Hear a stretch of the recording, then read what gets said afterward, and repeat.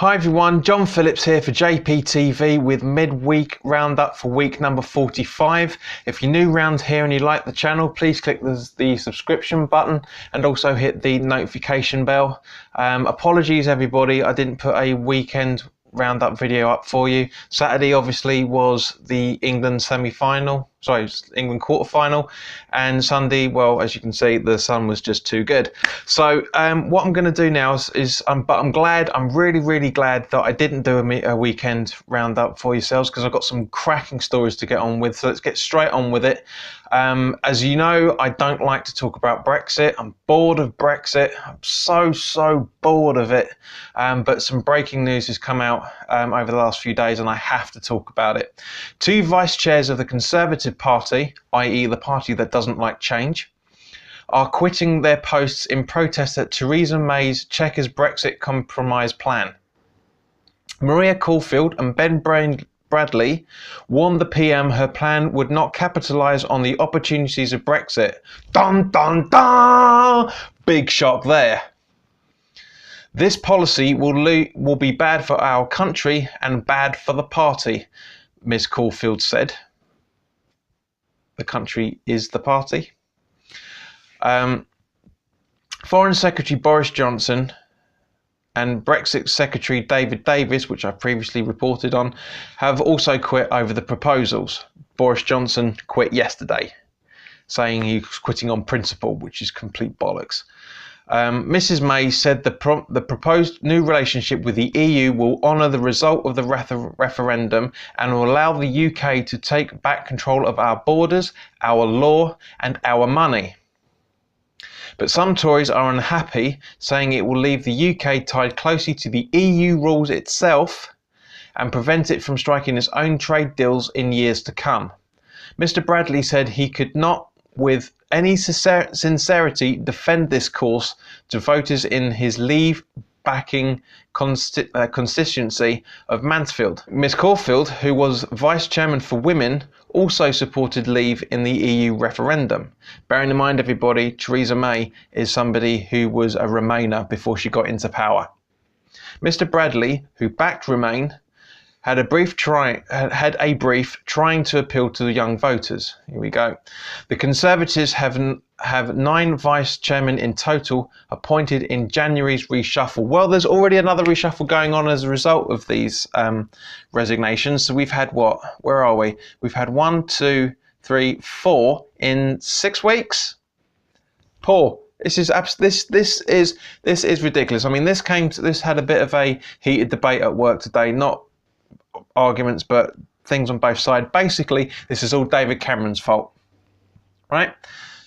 He called a referendum because he thought nobody would vote to leave, even though 3 years before the referendum was called, not even that, about 2 years before the referendum was called, his campaign say, vote for the Tory party to run Britain and we will leave the EU for the good of the country. Okay, line number 1. We then obviously had the referendum, and whoopsie, he didn't know what to do, so he stood down. Theresa May came in, obviously reading Maggie Thatcher's 5 tips on how to destroy the country and get away with it as a woman, because she was unchallenged and has come in with the most ridiculous, absolutely ridiculous way of dealing with Brexit. Now, I've said on previous videos, and I stand by my original comments, that when David Davis resigned, just because he left doesn't mean that it was a bad deal. I stand by that. That was my opinion at the time. Knowing that these resignations have gone on, and also Rees-Mogg coming out with a statement saying this is also bad for the country, you know something is wrong when Rees-Mogg, who hasn't come out of the 20th century yet, is saying this is bad news for the country. As you know from my previous video, I did do a quick summary for yourselves on the Novichok disease, which has spread to Amesbury, and there's been more news that has developed on this. A woman who died after being exposed to the nerve agent Novichok in Wiltshire is believed to have had a high dose of the substance, the police have now said.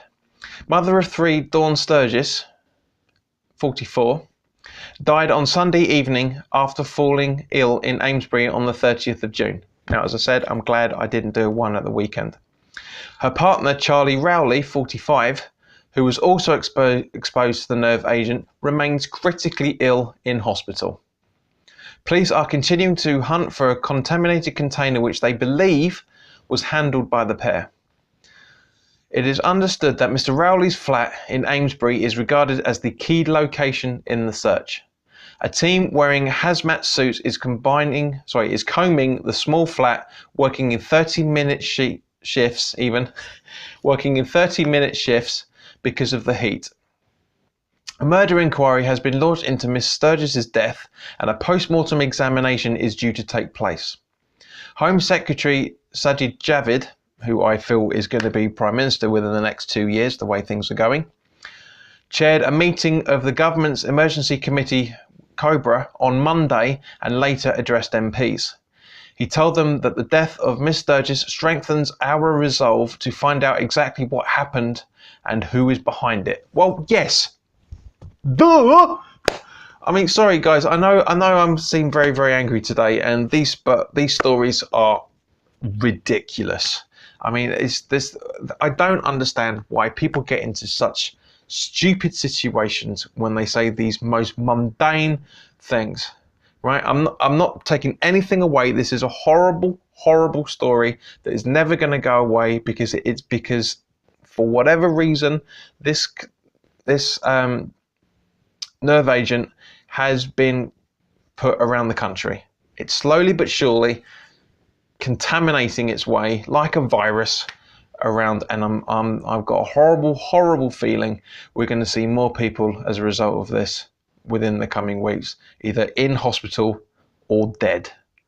And it worries me. It worries me what's going on with this country. As I reported previously to yourselves, Donald Trump is coming into the UK on Friday. Now, there's a story that's come out, and I apologise now because at the end of this little quote I'm going to be giving yourselves, I'm going to go on a bit of a soapbox on this, okay? So you have been warned. Donald Trump's visit to the UK on Friday will put unquestionable pressure on UK police forces, the Police Federation has warned. The US President will spend some time in London, Windsor, technically still London, and Scotland during the 2-day working visit. Thousands are expected to protest, and police forces from across the country have been asked to send officers to assist. The Home Office said that other forces can be recompensed by the hosting force. Forces assist one another outside their regions when dealing with major incidents and emergencies under the so-called mutual aid agreement. Mr. Trump's visit will see thousands of officers deployed from their home forces, said Simon Kempton from the Police Federation of England and Wales. The fact cannot be ignored that while the officers on mutual aid are deployed elsewhere, thousands more of their colleagues will be left behind in their home forces, which will be expected to pick up the slack, leaving them even more stretched. There was a time when we could do it all, but now choices have to be made. We cannot do it all, and this type of event puts a service which is already creaking at its knees under unquestionable pressure. And I will tell you why it's under unquestionable pressure even. 2 words: Sadiq Khan. This man has no idea what he is doing as Mayor of London. He was in a heated conversation earlier today, which I didn't see because I was at work, but I've been reading articles on it. I've seen various video clips on what used to be called Good Morning TV with Susanna Reid and, well, whatever that fuckwit's name is. Name escapes me, and for quite good reason. Basically, they got into a very, very heated row. This is the man who took over from Boris Johnson, and since he took over from Boris Johnson, knife crime in the capital has absolutely exploded. This man seems to be the only anti-white person in Parliament. Now, I don't say that lightly, as everybody will know. I've never said any racial stereotypes on towards anybody in these videos at any point, and I'm not doing it now. But this is fact, right? This guy seems to be anti everything against what this country stood for, and this country still stands for. This guy authorised £12,000 of our own money, our hard-working money, to have an inflatable Donald Trump balloon in a nappy flying over Westminster and London. Has Sadiq Khan forgotten the 800-year or however long it's been in force for parliamentary rule that a head of state must meet a head of state regardless of the political situation? I'm sorry, I'm not bashing Sadiq Khan. I'm not a racist in any shape or form. I'm not picking on him because he's brown. I'm picking on him because he's an idiot, a moronic idiot that is indicative of the way the world is going nowadays. That it's fine to bash white people if you're coloured, but if you do it the other way around, you're deemed as a racist. And this guy is living proof of this. I've said on many occasions that Donald Trump is an idiot.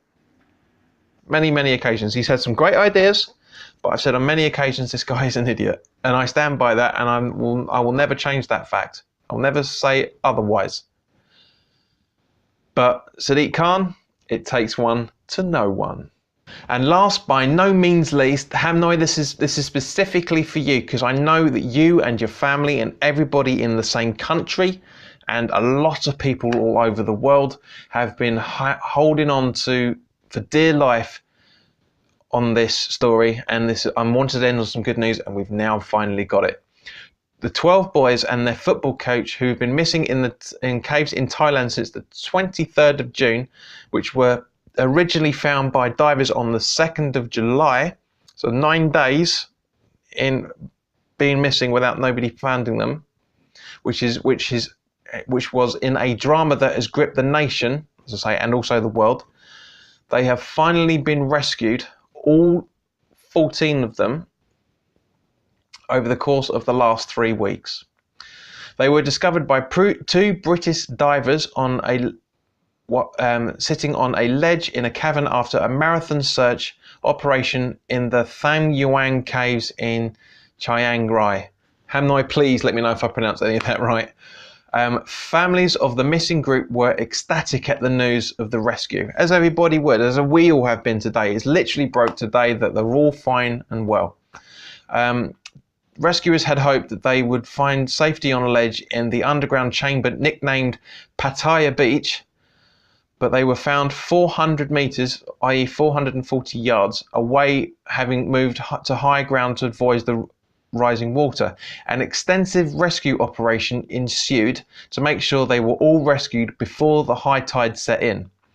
Unfortunately, former Thai Navy diver Saman Kunan died in the caves on Friday night whilst trying to save the boys.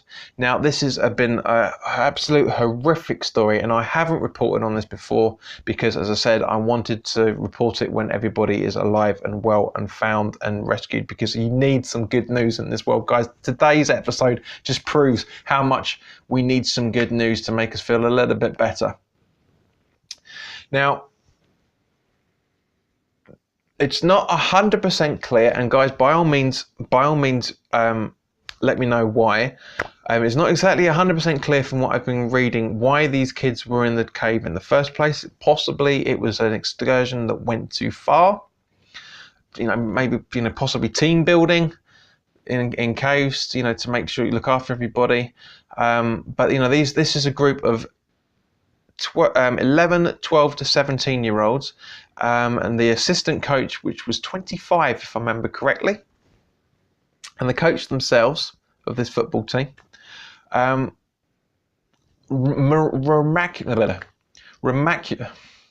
remarkably, I should say, miraculously, sorry, that's the word I'm trying to go for, miraculously found a way to survive. Now, one of the things was that after the assistant coach was taken from the caves in these little things here you can see. because each individual boy and man was put into an isolation air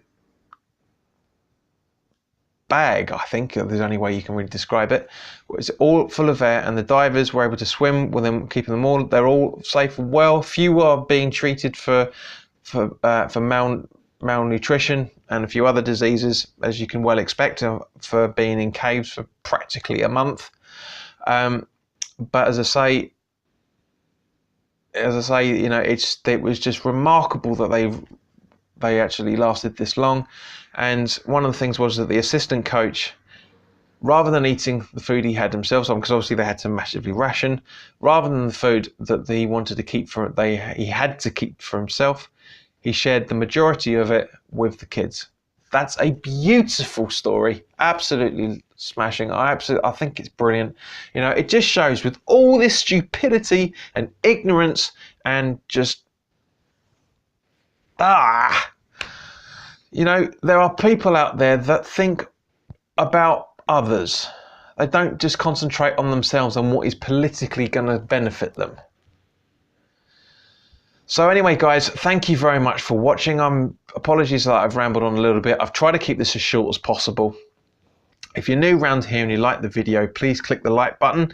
Please click also click the subscribe button and the notification bell so you get first dibs on when the videos are going up. Please also put your comments in the comment section below. I mean, what do you feel about the resignations due to Brexit? Please, by all means, tell me how you're feeling about this. I really want to know how you and your family are feeling about all these kids being found alive. You know, it's great. By all means, share the video with anybody that wants to, that would want to watch this. So thank you very much for your time. There will be a video coming up on Saturday for the weekend roundup, and I promise this time, guys, because obviously on Sunday is the World Cup final. So hopefully England will get through tomorrow. But in the meantime, guys, thank you very much for watching, and I'll catch you very, very soon.